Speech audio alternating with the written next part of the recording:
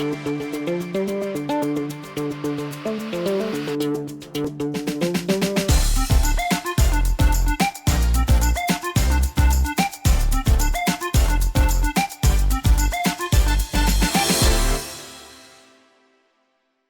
Ashish, Hi Aditya. welcome Hi. to Sudeep Audio's channel. Thank you so much. First of all, hearty congratulations for winning the Very much. IFEFA award in Sydney for the Media Of the Achiever year. of the Year, and it's a very big thing. It's a very proud moment for all of us that Thank we you. have someone like you who's been the award winner. Thank So you. congratulations once again. Uh, Coming to your achievements, you've crossed 109 television shows Correct. for background score of I don't know how many thousand episodes of Yeah. television. You'll be the soap opera king of India of sorts. So before we get into the details of what you've done in terms of serial names, if you could run us through your journey in terms of how you became a musician, something that in your childhood inspired you to do music and not anything else, the failures also during the process which made you think twice that should I continue or not, and how did you overcome them. A lot of viewers will be really thankful to you. Sure. Well, my journey with music started with the church choir, and I had a good voice at that time. Thought I would one day be a singer, but somehow it didn't. But never regretted it. At the age of 9, I took up the violin, and violin was considered one of the most difficult musical instruments. I mean, for a child of 9, it was a bit of a pain.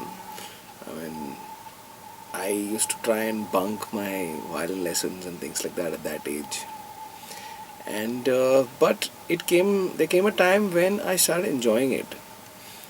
I After I learned for around 3 years from private tutors, I joined an institution called the Bombay School of Music, where under the tutelage of Mr. Parvez Doctor, he's a person who's trained very many people who are professionals today in the music industry.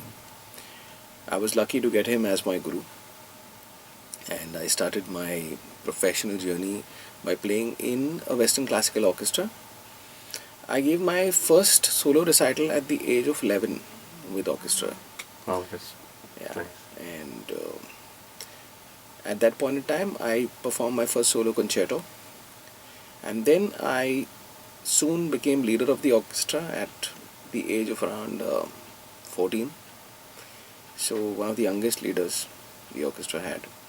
I performed all over India with various orchestras like the Delhi Symphony Orchestra, the other music ensemble, and the Bombay Players Orchestra. Um, I went to college taking music with me still as a hobby. I never ever intended or looked upon music as a profession, because at that point in time, music was not taken seriously, and people used to look upon it as something you do in your pastime, or just for recreation, or maybe just stand up at a birthday party and play one song with people. Is basically what music was for most people at that point in time. And until I reached the age of around 16, 17, I was in college. At that point in time, I played my first solo recording. What studios? This recording was in Mehboob Studios, and it was for a music director called Ashok Panchal, who is now no more. And my first experience of that environment, something changed inside me. I mean, I had now gone into a new avenue which I had never seen before. And I got a decent amount of money at that point in time. I'm talking about around 25 years back. Oh, 25 years back, I got the princely sum of 500 rupees for a 4-hour work shift, which was a lot of money at that point in time. and as a 17-year-old, As a 17-year-old, so I said, oh, I never looked at this as a profession. I used to earn money for my stage recordings, but never such amounts, because Western classical music is a niche audience which doesn't have too many patrons. So when I got that crisp 100, 500 notes in my hand, I had second thoughts about my future career. The next day I got another recording. I mean, it was funny that things happen in bits and spurts, and I got the chance to play for Lakshmikant Pyarelal. So LP, the legends of music at that point in time, I got one recording, and it was a great experience. And I said, this is what I want to do. And after that, I didn't get recording for 3 months. So I realized, oh, it doesn't come that easy. You've got to do some stuff to get recordings, and I learned the mechanism of basically how the entire system works, which is something you need to do in any industry. Basically, work doesn't just come. You've got to go out, approach people, get it, and then once you build a reputation, then work comes to you. Right. Coming back to a little bit into your childhood, was there any parental pressure about what you were supposed to do? Be a doctor, be an engineer, be a banker, let music be a hobby, like you said. Yeah, there was actually a tremendous amount of parental pressure. When my parents had got me to learn to play the violin, little did they realize that I would one day take it up as a profession. So when I was reaching my graduation time, and I made my decision known to my dad, he was not the most happiest person. So he said, if I had known that you had taken it up as a career, I would have never introduced you to the instrument. So, well, Any particular reason for that? I mean, because well, he even didn't. parents today are a little. At that point in time, 25 years back, he didn't take music seriously, as most people didn't. I can't blame him at that point in time, because he wanted me to do medicine. Correct. Which most parents Yeah, I want mean that. you either become a doctor or you be an engineer if you want to be successful in life, was the mantra at that time when I was graduating. So we had a huge argument on the phone, because he was in Mangalore at that time, Okay. and probably at that time we spoke for around an hour and a half on the phone, which is again unheard of During those normally days. in those days of STD calling and other things. Mm. So at the end of that, we achieved a compromise. Okay. I agreed to take up microbiology, Wow. which was not medicine, and also do music simultaneously. And then once I graduated, I could do what I wanted. So that was something which I managed to fulfill. I graduated with first class in microbiology and biochemistry. And then I went on, I did my law, all simultaneously to music, because music was always what I wanted to do. And the others were just skills which I took up along the way. But you never felt that my friends have become doctors or will become doctors or an engineer, and he'll earn a regular salary, and I've already experienced that 500 rupees and then no work for 3 months. Yes. So I don't know what will happen. It's always a fear. Yes, that fear was there very many times. That is a very valid fear that all of us in this industry have. Until today, despite reaching any amount of success, any professional, any composer still has that fear, that insecurity of not knowing whether you will have that work tomorrow. Right. So how did you overcome these kind of fears and feelings, and what did you do, or what do you do even today that makes you strong and go ahead? Basically, the prime aspect you need to have to overcome fear is self-belief.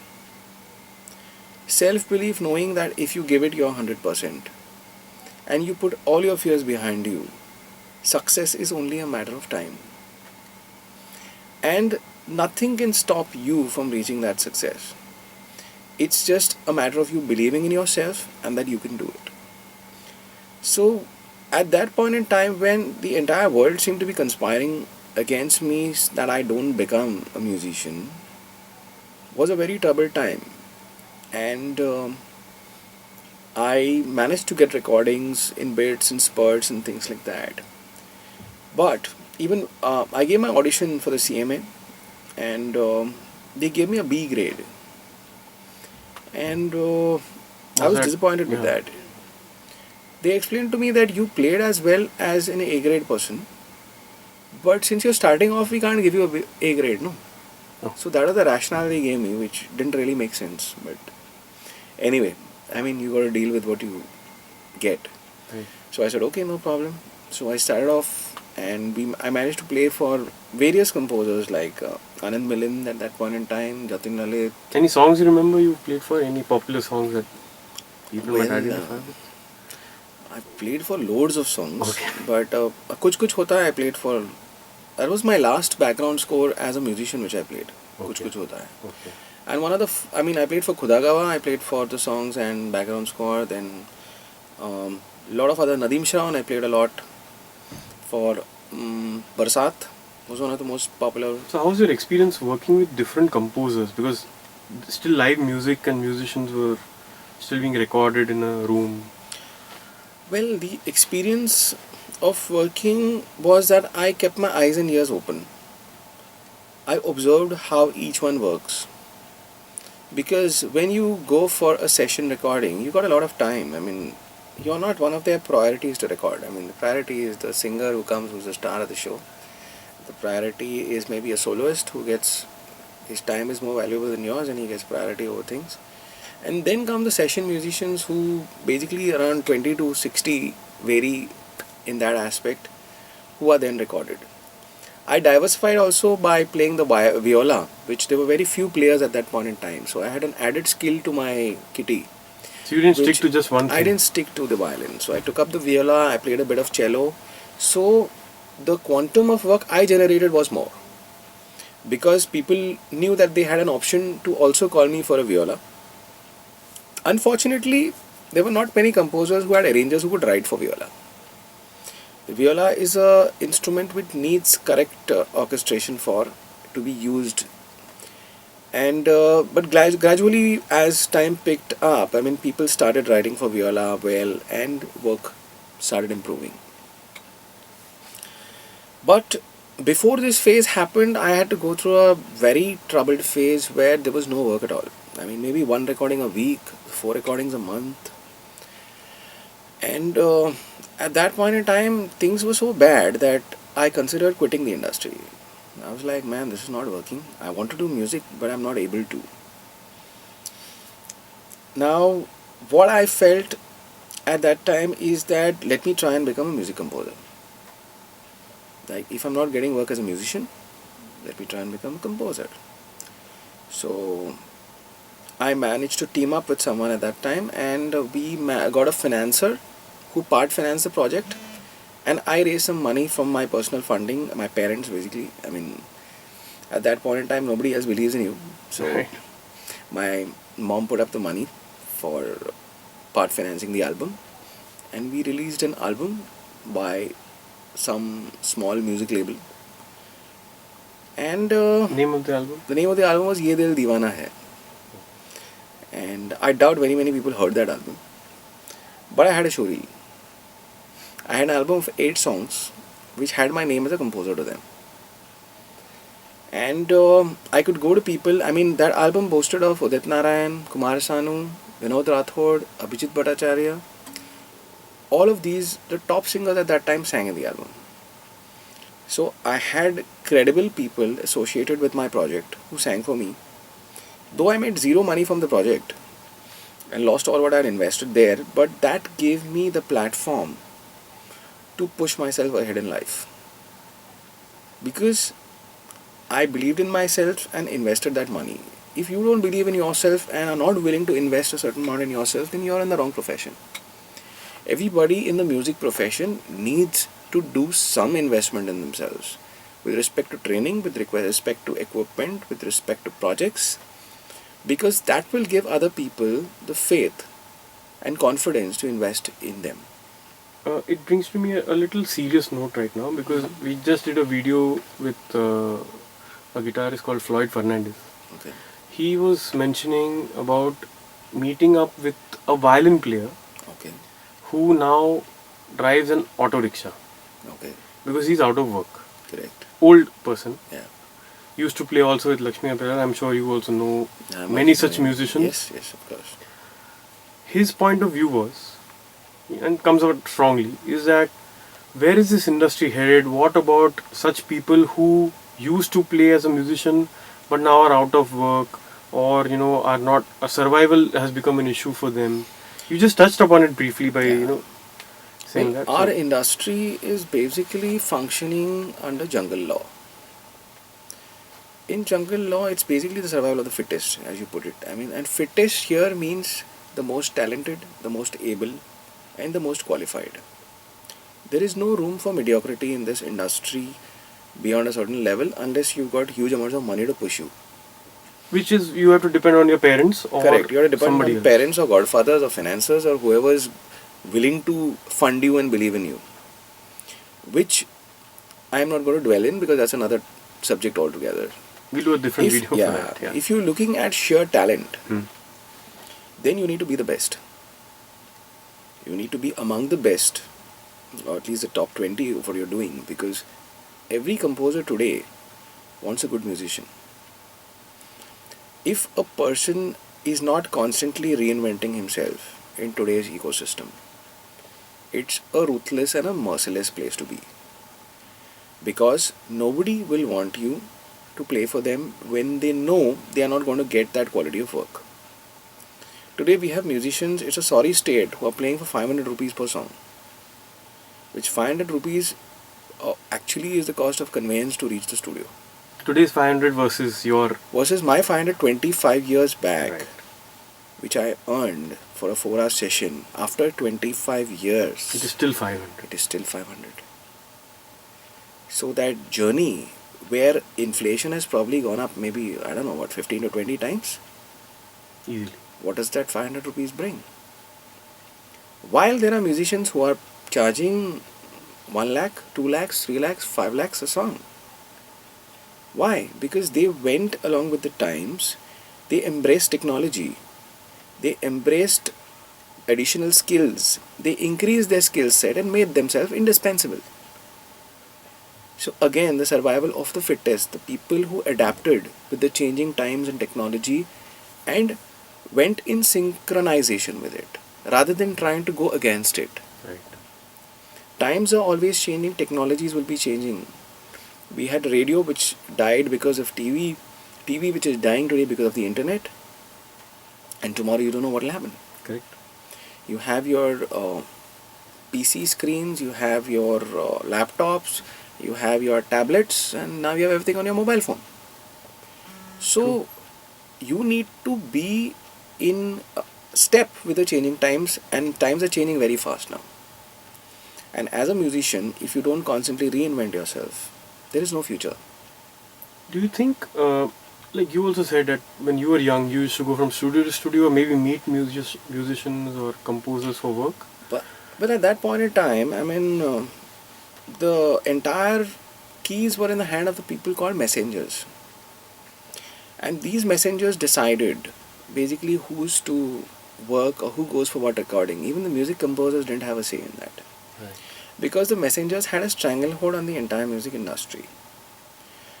Now these messengers, due to various, I won't say compulsions, but various things that influence your decisions. I won't be very specific about these aspects because they may involve certain legalities. Yes. They used to favor certain musicians over the others, and not due to any ability benefits. So my number on that list came way down because I didn't have certain specific aspects which would smoothen my way ahead, Right. and I was not compromising on my principles. Plus, you never gave up, which at times you thought of doing also. Yes. Now, another time where, I mean, I did my first album, I didn't have anything else to do, then as a composer also I felt, man, nothing is happening. Right. I mean, I got one odd title track for Doordarshan which I did, then I got maybe another album which I did, then I again invested in a third album which was a Christmas album. So I had 3 albums, but I had nowhere to go at that point in time because I was not getting any breaks. At that point in time, I saw an ad in the paper, which was an advertisement for an A&R executive for a music label. Okay. And I said, चलो music में तो कुछ नहीं हो रहा है. Let us do something related to music and see what happens. There was an interview timing which was allotted. I went to that company's office. I climbed, it was on the first floor. I climbed up the stairs and I reached the door. And then I asked myself one question. Is this really what I want to do for the rest of my life? I didn't knock on that door, I didn't ring the bell. Oh, you didn't? I walked back and came home. And I started again with renewed effort. Again met more people, got more rejections. And basically for that one success, you need to at least have your 99 rejections which are there. When 99 doors are shut on you, then one will open. If you don't have the capacity to take those rejections, you can never be successful. True.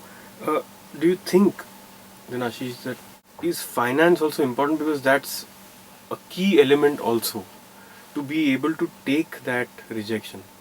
It's like, man, I can't till I reach the 99th. I need to pay my bills. I'm just talking about the reality. Correct. So I'm not saying that you live a lavish lifestyle and stuff like that, but is finance not important in today's times when somebody says, I want to be in the music industry, I'm trying, I'm meeting people, I'm demoing my songs to them, but still I'm not getting a break? I would say that in today's times, finance is definitely not important. Oh, really?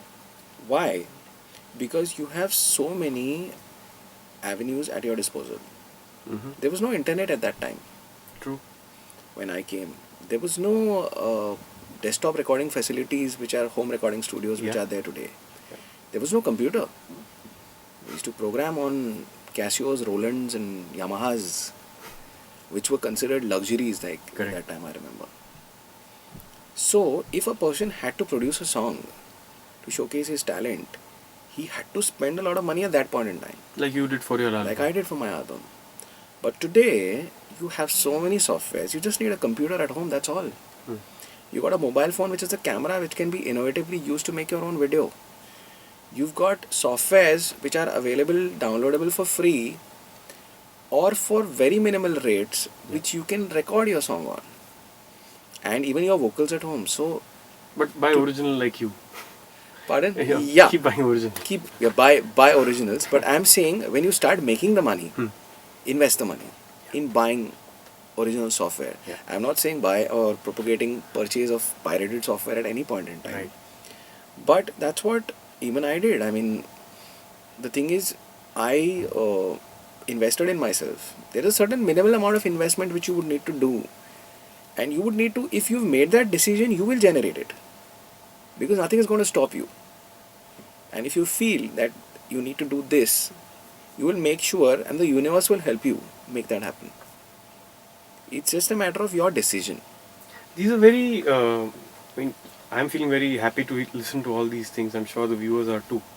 But don't these become very textbookish kind of quotes by saying that, this will happen, that will happen? Or do you really think this happened? Well, this has happened with me. Right. Because I believe that the destination is never in sight. And sight, I mean visibly. It is always somewhere in your mind. And if you're talking about textbookish, I firmly believe, because I have experienced in my life, that I have always taken this first step on faith. I've produced movies, I've started businesses, and each of my movies was started with 5,000 rupees in my bank. Wow. It was, despite having only 5,000 bucks in my bank, I took the decision to make those movies. So how did that transition happen? Just to get back a little in time, you started on your album, you didn't have work, then you still started meeting more people and stuff. Made a Yes. title track of Doordarshan.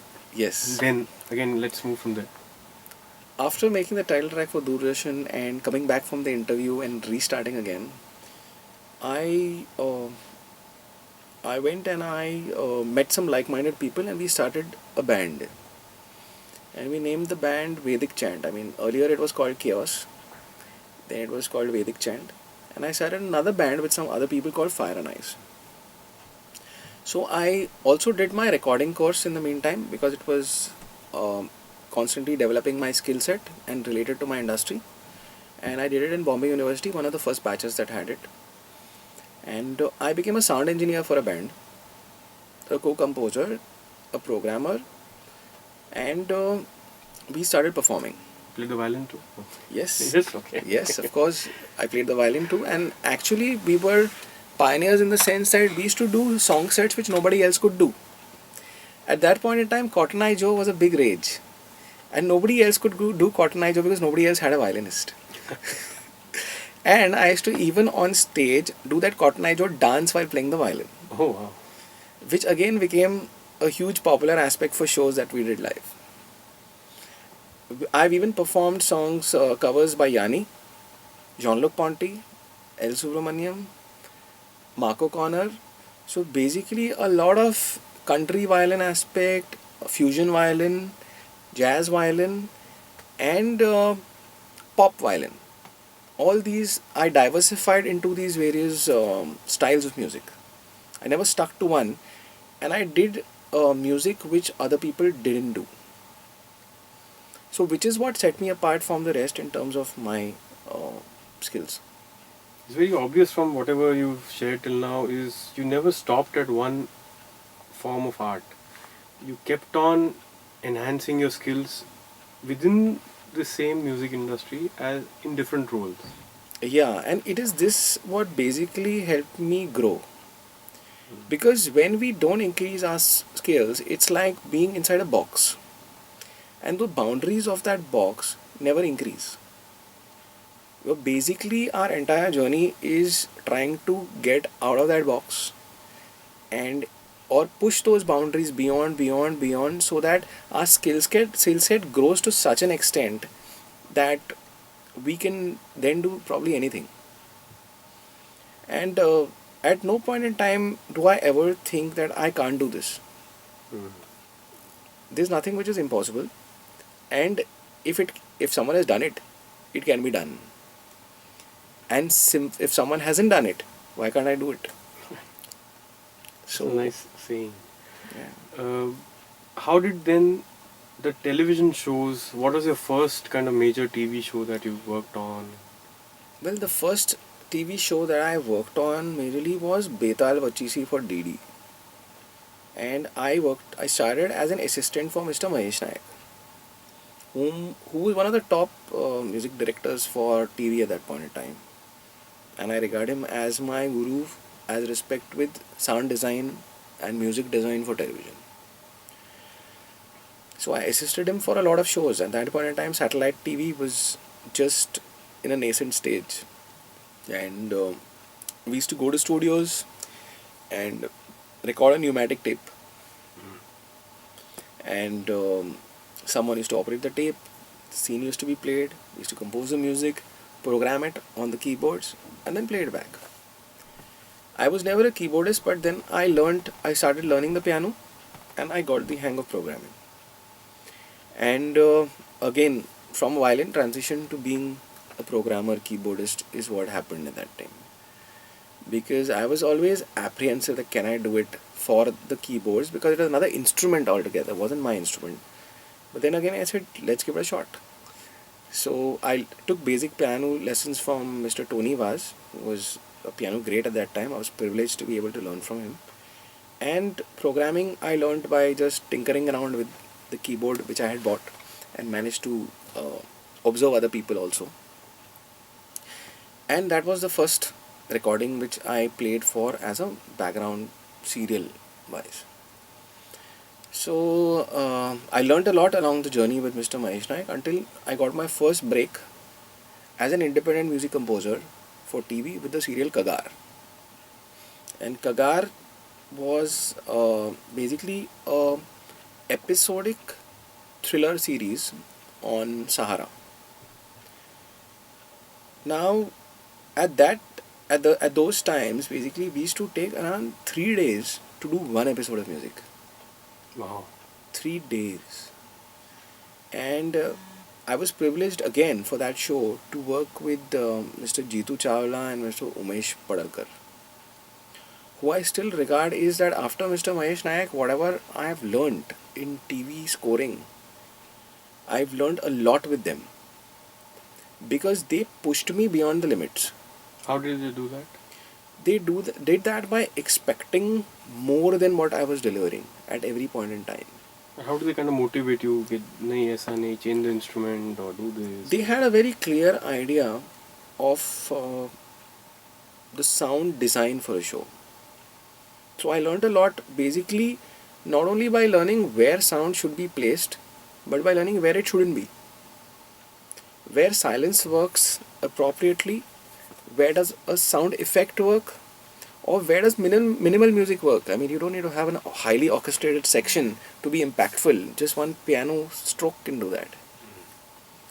So I met people who had a different take on how music should be scored for TV. So that was, you can say, the next level of understanding of background music in television, which I learned a lot. And I still tell them today, it's like, I mean, the amount of knowledge I gained from you guys was tremendous. Because I learned how to think like a director. When you're scoring for TV, you need to understand the thought process of the writer, what he's written, and the director, why he's directed the scene the way he's done it, and also how the editor has edited the scene. They're basically an evolutionary process of the script which comes to you, and then you have to have your music in sync with that process. So do you have to watch the entire episode and then start work? Or Yes, I always watch the entire episode and get a broader understanding of the entire episode to score music for that. Because scoring music for any film or TV, you need to understand the graph. There are high points, there are low points, and there are points which are basically silence. You need to understand these aspects as to who is the focal point of each scene. Where does your score need to focus on? And which scene can be best scored for without any music? So, I was honored and privileged to have won my first background music award for the first show which I was an independent music director for, which was Kagar, in 2002. I won the first Indian Telly Award for Best Background Music. Great. So that's a start with a bang, In Yeah, it was in a this- dream start for my career. And I after that also I won 5 Indian Telly Awards totally. I won the Maharashtra State Award, Matasamman. Then I won the Maharashtra again the State Award, which is a separate award for best music for the movie Pak Pak Pakak, which I had also produced. And recently won the IFEFA award. So I also got comments along my journey saying that अच्छा अपने को वो award winning type का music नहीं चाहिए. Oh, या so that became मतलब आपने अवार्ड वो जीता है लेकिन वो अवार्ड वाला म्यूजिक नहीं चाहिए, मेरे को कमर्शियल म्यूजिक चाहिए. so how is that So different? basically there is a school of music which is currently there, which is called a Balaji School of Music. Okay. What does Balaji School of Music mean? Basically the music which is produced by Balaji. No offense to that school of music. I mean, it is effective in its own place. But it's become like a category. It's become like a category. So after scoring music like a film for television, it became a different experience for me to score music like that, because that music had a lot of layers to it, a lot of noise to it, and was very high energy and over the top. It's basically over the top background music scoring. Meaning is that typically in soaps what we see is Yes. 3 times everybody's moving Yeah, the their Madras heads cut, and dham, dham, dham, and high intensity, high rhythm kind of music the there. swooshes and Yeah, wishes. swooshes and all. And well, I when you're in Rome, do as the Romans do. So I did a bit of that and things Okay. like that until I got the show Balika Vadhu. Balika Vadhu, I would say, was another turning point in my life. Okay. And by God's grace, from then till now, it's still running. 2,200 episodes, Oh. which is by itself, you can say it's like a world record. So are you a part of their family also in terms of? Do you, I mean, you keep looking at them every day, and when you are Yeah, I mean, it becomes like a part of your life, and life. those characters are totally ingrained as part of you. And Balika Vadhu gave me the opportunity to score as I wanted, and I used a lot of acoustic instruments in Balika.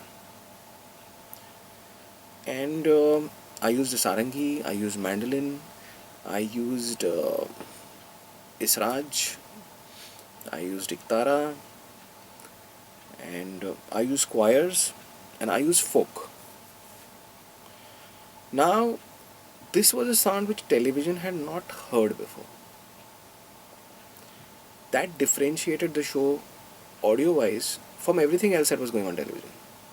From all this swishes, On the whooshes. swishes, the bangs, and I mean, bangs had become such a thing at that point in time that there were guys who were employed only for putting bangs. Right. So, wherever there's a movement, put a bang. Correct. So, we'd reached a stage in television background scoring where there were more bangs in the music than music. So, we had reached that extent Right. of noise. The bang got tired of being Yeah, used. yeah, I think that the bang must have committed suicide after that. So, when Balika came, it was very refreshing because it was a melodious background score. It was a minimal background score. Sometimes I used to just use a solo instrument with a pad, nothing else. I had a total of maybe 5 drama pieces which I used to use in the show. Never no high intensity drama piece at that point in time. And no bangs. So, lucky for me, Right. Balika went to number 1. Excellent. And then everybody wanted a music call like Balika. Because So, nothing succeeds like success. you just said that. So, the entire trend of TV background music changed. And suddenly everybody wanted a score which was like Balika, which was with live instruments. And a lot of musicians got employment because of that. Because TV had been a place which, due to lack of finance, budgets, or anything, live instruments were never a part of it. So, because of Balika, sarangi players, mandolin players, solo singers, all these acoustic instruments came back, and a lot of them, even today, have a livelihood because of their usage in television. Excellent. I think we all should be grateful to you for, and people like you for Well, I getting this mean, back. I believe I was just an instrument of destiny. That's it, nothing else. It was supposed to happen at that point in time, and it did, which is, I feel, privileged for being a part of that process. Excellent, Ashish. And is there anything you'd like to share with composers of today who are working in the television industry? Because that's your forte now. As to what should they do so that they can also raise the bar, like you've been doing that. Well, I feel that to be successful in any industry, and primarily the television music industry, strive constantly for being different. Strive constantly to develop your own sound, which differentiates you from everything else that is there around, irrespective of people that keep telling you that we want music like this. Try and give it your own take, your own method of expression that differentiates it from everything that is sounding out there.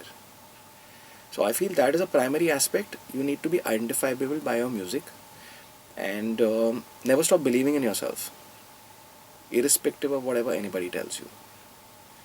And third thing, what I feel is get organized, because as creative people, we tend to be completely messy and disorganized.